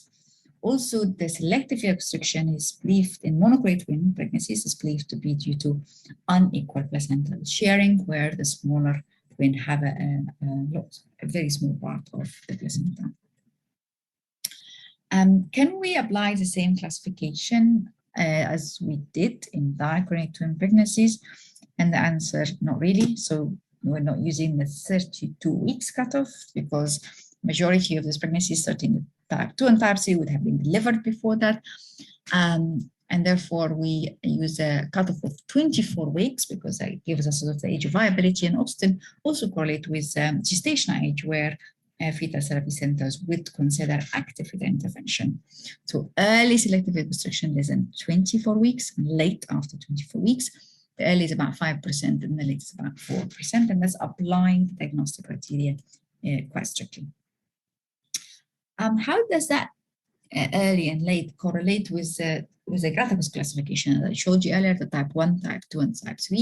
And you see here the majority of selective reconstruction, whether early or late, are actually type 1, which is the one that has best prognosis. 80% early, 95% in late. The other thing is that in early, there is about 14 or 15% that type 2, and in late, we had about 5%. So it tend to be the type 2, the worst prognosis is more common in early versus late. What about type 3? In our experience, was only about 5% of early, and we didn't have any cases in the study that were in the late group. As you can see, the progression varies, as I mentioned to you earlier, between type 1 and type 2 and type 3, worst in type 2 or highest in type 2. And the gestational age at delivery often correlate also with the risk of progression. Type 1 would have a good outcome and good prognosis in the majority of the cases, about 34 weeks. Type 2, which is the worst, about 31 weeks. And type 3, about 32 weeks gestation. What are the prognostic factors for the risk of demise of selective fetal reconstruction in monochroic twin pregnancies? So we published this paper, and we wanted to identify which pregnancies that are particularly at higher risk of intrauterine demise. And you see in type 1 and type 2, and of course, gestation age of diagnosis significantly associated with the risk of demise in either type 1 and type 2, and it's inverse relationship. So the earlier gestational age of diagnosis, the more severe it's a selective reconstruction, and therefore the higher risk of demise, which makes sense. The other thing we found that ductus venosus Doppler certainly was independently or associated with the risk of demise, particularly in type 2 selective reconstruction. And of interest, we found that twin-to-twin transfusion syndrome did not significantly affected or not prognostic, so it did not increase the risk of intrauterine demise, for example, and the same applies to mitochondrial discordance for the smaller twin estimated fetal weight sample. As I mentioned, the complexity of the selective fetal reconstruction in monochroic twin pregnancies is that if the smaller baby would to die, there is about 30% risk of demise or brain damage of the larger twin. And therefore, the management options either expect the management, conservative, close monitoring, and you need to time when to deliver after a course of steroids and magnesium sulfate, depending on the gestation, or to do active fetal intervention, and that's in the form of laser surgery or selective termination of the bicord occlusion. Those are the management options: 3 expectant, laser surgery, cord occlusion. And just to highlight that the laser surgery in these pregnancies is not straightforward, because in TTTS you have the polyhydramnios, you have the oligohydramnios, the stuck twin, and therefore it's easy to see the equator in the majority of the cases. While in selective fetal restriction, it's more difficult because you don't have the polyhydramnios, you don't have the severe oligohydramnios, it's the stuck twin, and therefore sometimes identifying the equator and ensuring they haven't missed any blood vessels can be quite challenging. In TTTS, you do have randomized controlled trials, and you do have Cochrane reviews telling you that the laser is superior to the amnio drainage. In selective fetal restriction, we don't have any of these randomized controlled trials. And therefore, we looked at the literature and we did this meta-analysis to define the perinatal outcome of these pregnancies according to management and according to the Kratakos classification. So whether they were type 1, type 2, and type 3, or whether they had expected management laser or cord occlusion. And we looked at a long list of outcomes, including risk of demise, of intrauterine demise, or stillbirths, or neonatal death, or perinatal mortality, or survival free of disability, or neurological outcomes. It's a long list. And again, I'm not going to take you through them in detail because of the time, but I'm just going to show you a couple of these outcomes to make a specific point. So for example, here for this outcome of intrauterine demise, here this is type 1, this is type 2 and type 3, according to the Doppler pattern. And for each one of them, you have the expected management, laser, cord occlusion, expected in black, laser in blue, and the cord occlusion in red. And this is the estimates or the proportion of this outcome according to the management, according to the type as well. So for example, in type 1, you see expected management, the risk is really small of intrauterine demise. In fact, laser have a higher risk of demise than the expected management or cord occlusion, but also by definition, cord occlusion, you already have 1 baby left rather than 2. What about in type 2 and type 3? Again, you see the similar pattern, so that the laser is associated with a higher risk of intrauterine demise compared to expected management or cord occlusion. About the overall morbidity, again, it's very small in type 1, and therefore, to some extent, you sort of avoid, or there's no real indication for active intervention unless you get superimposed 20-20 transfusion syndrome. And it's interestingly here is that you see that the laser and cord occlusion is really small compared to expected management, because by definition, expected management, you will need to be delivered these babies early. And therefore, obviously, there is high risk of neonatal morbidity.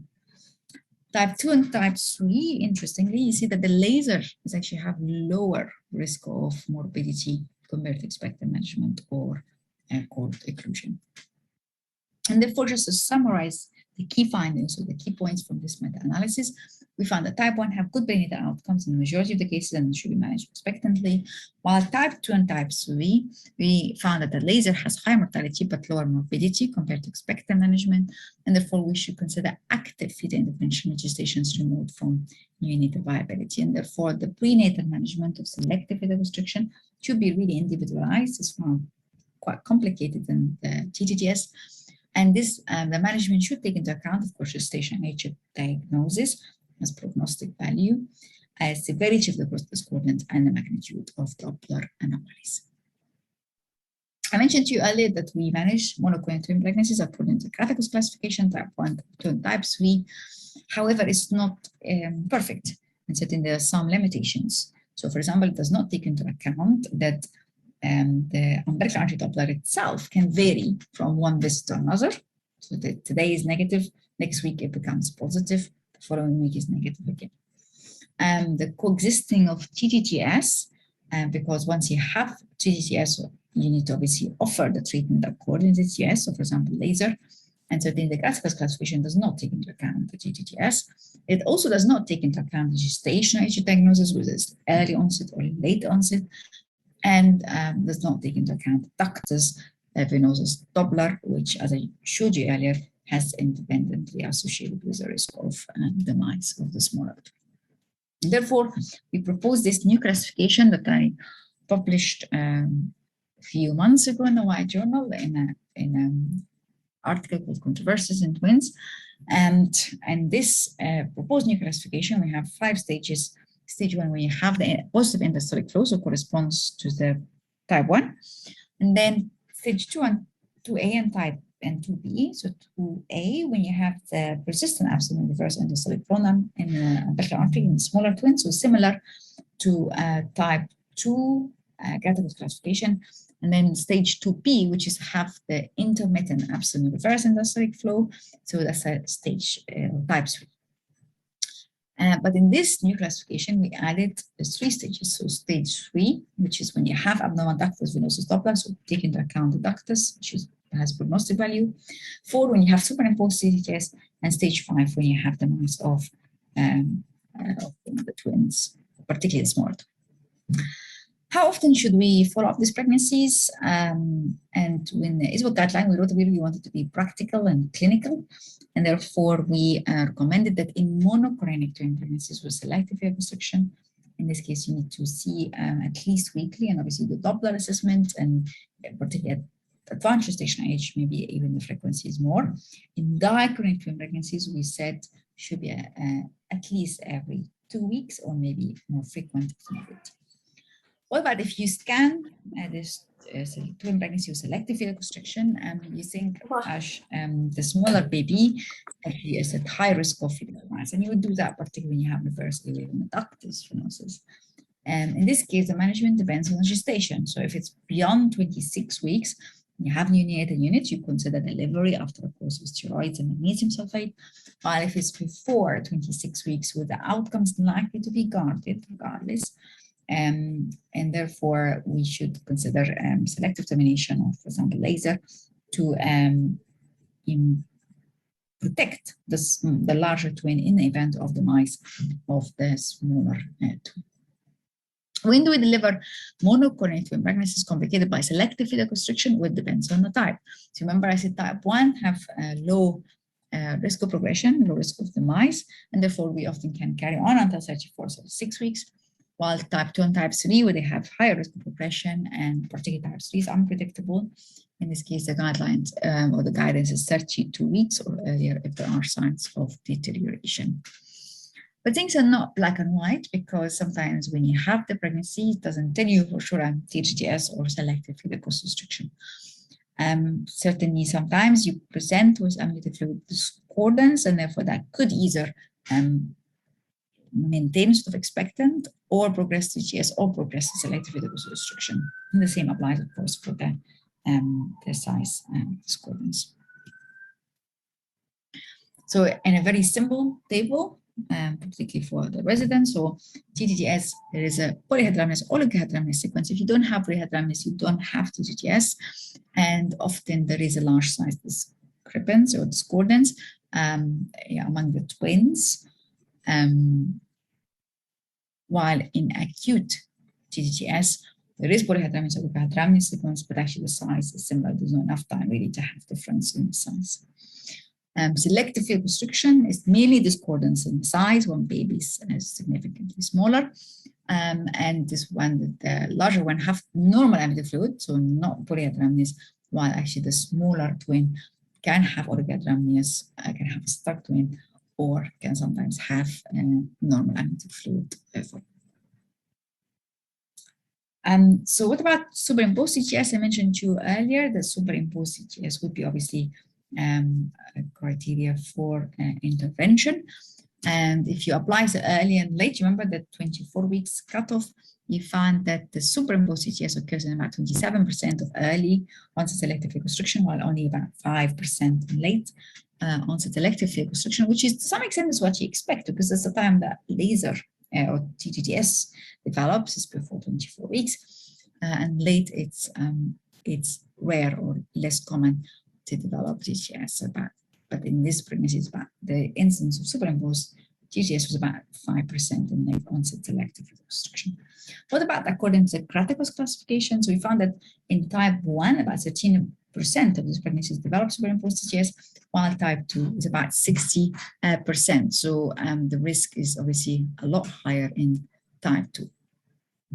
And I'm gonna show you this case to show you sort of a typical case of type 2. So this is a lady who's 34 years old, and she was referred because of selective fetal constriction in a monochorionic twin pregnancies. So you can see here the scan is 18 weeks plus 5 days.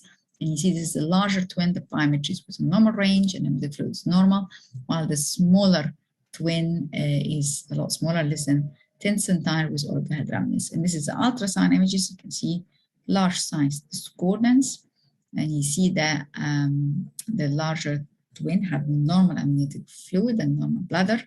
And you see here, this is an umbilical artery with absent in diastolic flow. The midfield with discordance was very large, 61%.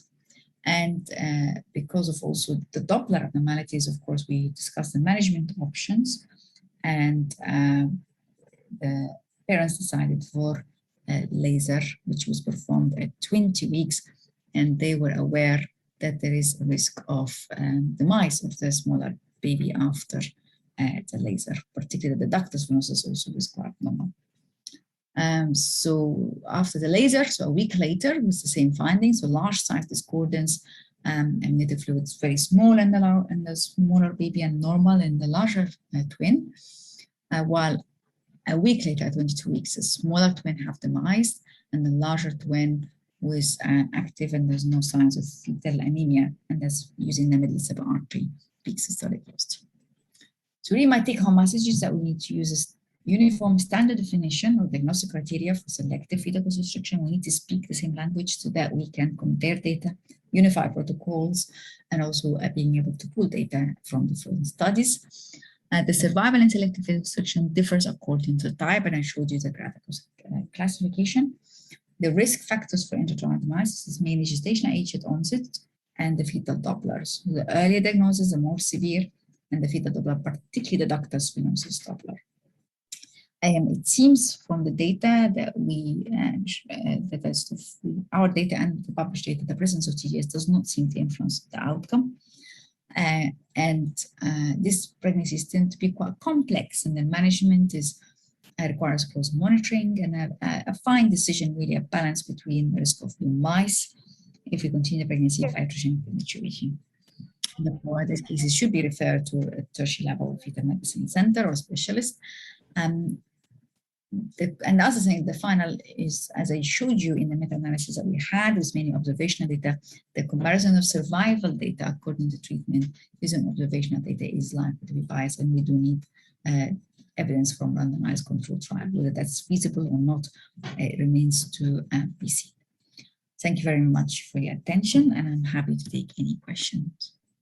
Thank you so much, Dr. Asma. It's been such a pleasure listening to you. And the presentation was so extensive and excellent. I would like to invite Dr. Khurana for his expert comments and concluding remarks. And then we'll take up any questions if there are. Yes. Thank you, Asma, for that very, very crisp lecture telling us exactly how we handle this situation. And I'm so glad you put all this evidence before us so that we can follow it so easily. The second thing, of course, is that if we have evidence like this, we really should understand that decision-making becomes simple. And would you agree with me that there is an urgent need for you in the UK and for us in India to urgently go to the United States of America to train the sonographers for Doppler? And I don't think I should comment on that, but I'm not sure it's the skill or the fact that the reluctance of the national bodies to recommend something unless it's supported by evidence. And that's really difficult when it comes to twins, because the research studies, the number of twins is not that, they're not that many. And therefore you don't have the good quality evidence in twins, even when you have it in singletons. And therefore, my rationale is that if you don't have evidence to say that the use of Doppler improves the perinatal mortality and morbidity, that does not mean that we should not be doing Doppler.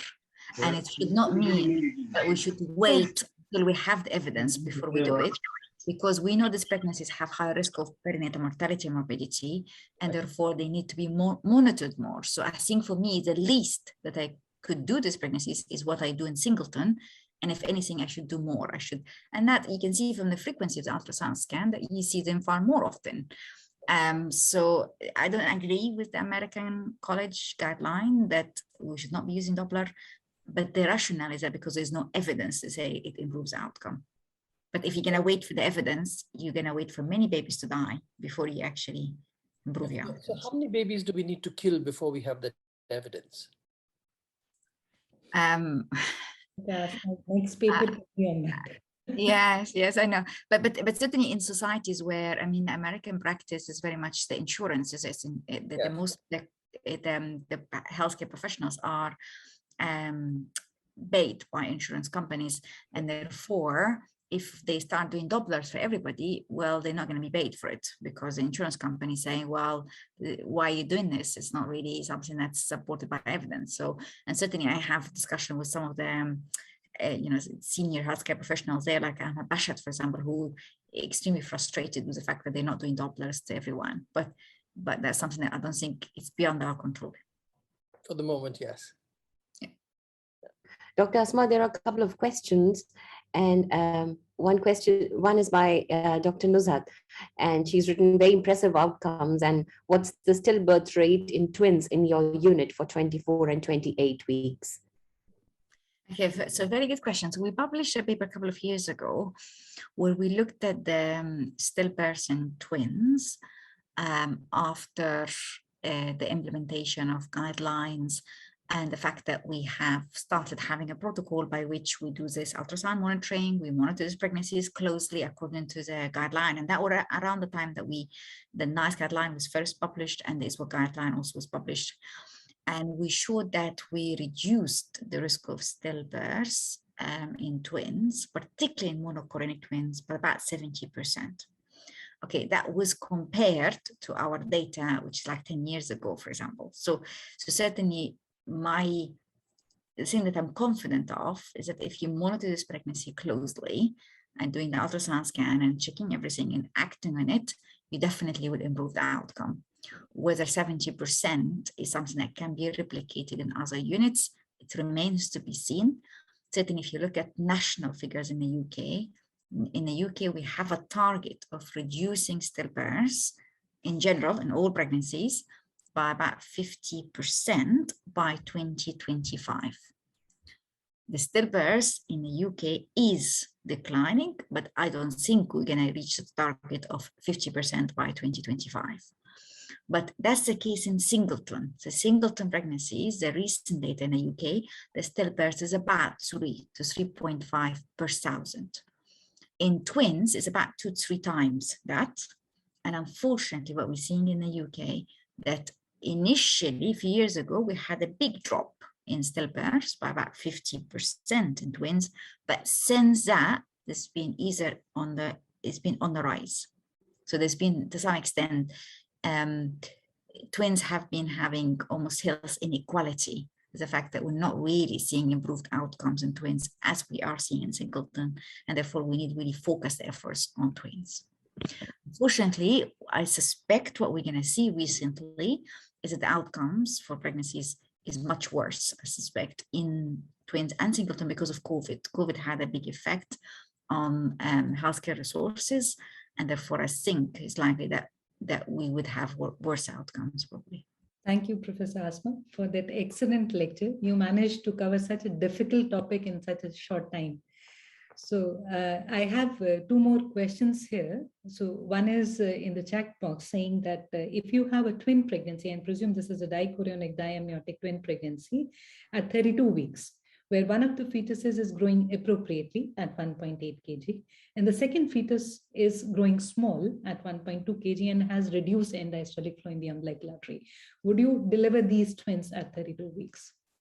Okay, what do you mean by reduced umbilical flow? Reverse end diastolic flow. absent or reverse? Reverse. Reverse. At 32 weeks, Yes, I would reverse. I give steroids in the liver. I think, and yeah, that's the answer. That 32 weeks because their survival is very good. Yes, I mean, of course, you need to take into account obviously where you practice and the baby's weight and so on. But certainly most units, and I know most units in India, at 32 weeks the survival is good. So I think that should be fine. In terms of giving magnesium sulfate, I think there is different thresholds. So certainly some units in the UK would give it until 32 weeks to as neuroprotection or to reduce the risk of cerebral palsy in premature babies. But certainly also I know other units that would stop at 30 weeks. So I think there is variation in this threshold. For me, magnesium sulfate is very safe medicine, and therefore I would give it until 32 weeks. Right. So another question you mentioned in your talk, Professor Asma, that in case the CPR is less than 1 or below the 5th centile after 34 weeks for dicorion twins, you would deliver them at 34 weeks. Is that so? Because we tend to push them till 36 if the mother is not preeclamptic and the baby is active, the Manning score is okay. So we do call them weekly then, but we do tend to push them till 36, even with a low CPR. So that was something. I mean, I think it's a reasonable. I think if you're going to monitor closely, I think if you remember the slide that I showed, that the cutoff for the estimated fetal weight discordance that predicts perinatal mortality, and we found that at a later gestational age, a lower cutoff.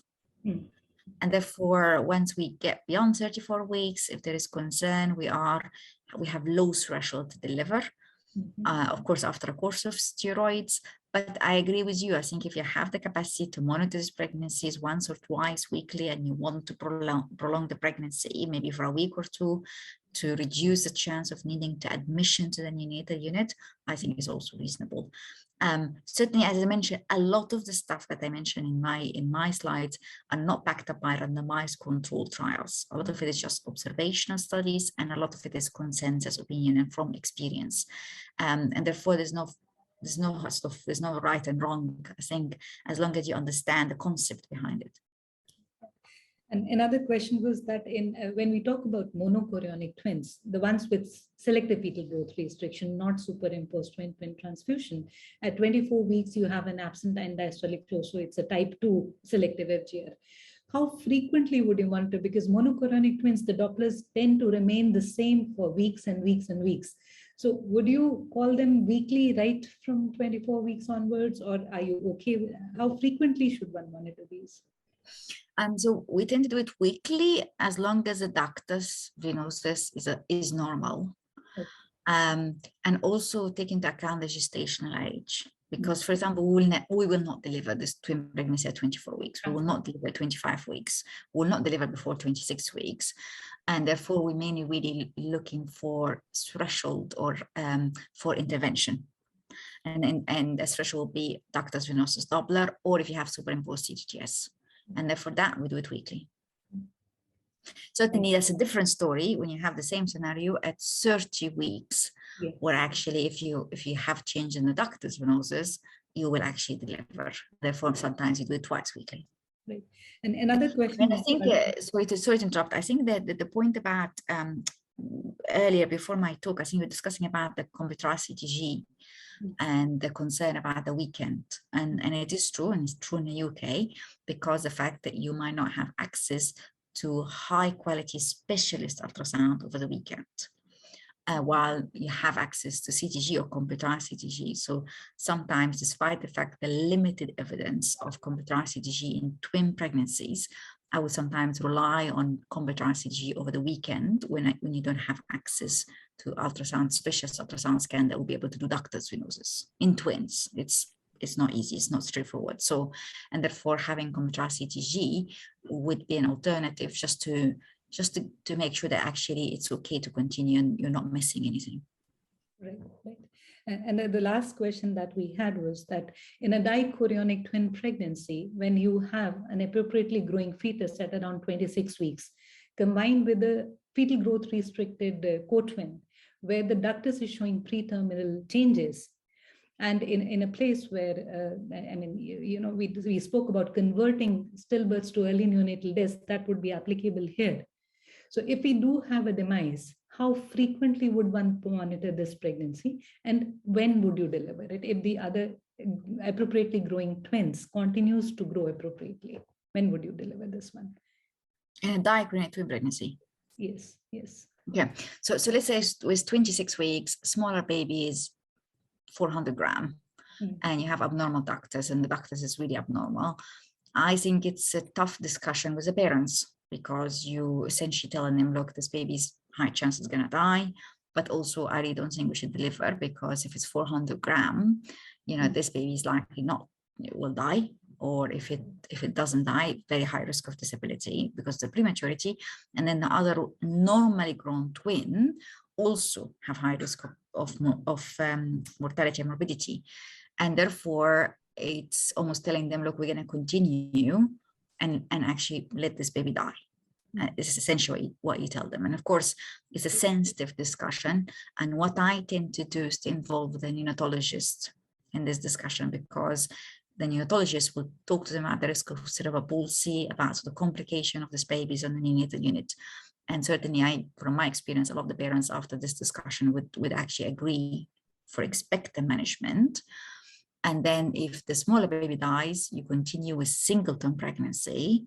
And I would carry on with this pregnancy until 37, 38 weeks even, because there's no indication to deliver before that. I mean, if she goes into preterm birth, well, that's fine, you can't stop that. But I wouldn't deliver early or before 37 weeks unless clinically indicated. Thank you. I think that is all that the questions that we have. That was a wonderful lecture and a wonderful interaction, Professor Asma. Aisha, you would. Yeah. So, Aisha, can I just the epilogue before you give the official vote of thanks? I just, Dr. Chanchal, thank you very much for organizing this and for arranging, people of international repute here to the Stillbirth Society. But I think we should be taking it forwards and creating awareness about FGR as a cause of stillbirth. And I hope the whole, the members of your committee, that is Dr. Apala, Dr. Sumitra is there with you, Dr. Aisha and other members. And people have requested Dr. Khurana to be there as well, to hold more these awareness webinars with other societies all over India. So just one request. And now, Dr. Aisha, please, you can do the thanks. Thank you so much, ma'am. So it's my privilege to give this official vote of thanks for the FGR webinar. And I would like to say that it's been a privilege to be part of the proceedings today on behalf of the FGR Committee and the Stillbirth Society of India. I would like to thank Dr. Ashok Khurana for taking time out of his busy schedule and encouraging us all by gracing the occasion and with his wonderful inputs. I would also like to thank Professor Arijit Biswas for introducing fetal Dopplers and comprehensive discussion in monitoring pregnancies complicated with FGR. And thank you, sir, if you're there. I know it's very for taking us through such complicated. I'm here. It's midnight in Singapore. You're still awake. Yes. Thank you, sir, for making it for us. It was such a wonderful lecture, such a pleasure to listen to you. And I would also like to thank Professor Asma Khalil for her lucid lecture on FGR in twins. It was so extensive and so, such a difficult topic presented so nicely. And I'm sure that we will all go back wiser and better equipped in managing twin pregnancies with FGR. At least we'll know when to refer them. And I would like to express my gratitude to all the esteemed members who blessed us today with their presence and contributed to making this event a success. Thank you. Thank you, everyone. Thank you for being here. Thank you very much. Thank you very much. Thank you, Professor Asma. Thank you, Professor. Thank you, Dr. Ashok. I think with that, Dr. Neelam, shall we say good night to everybody? Yeah, thank you very much. And congratulations, Dr. Chanchal, for arranging such a... Yes, congratulations. Yeah,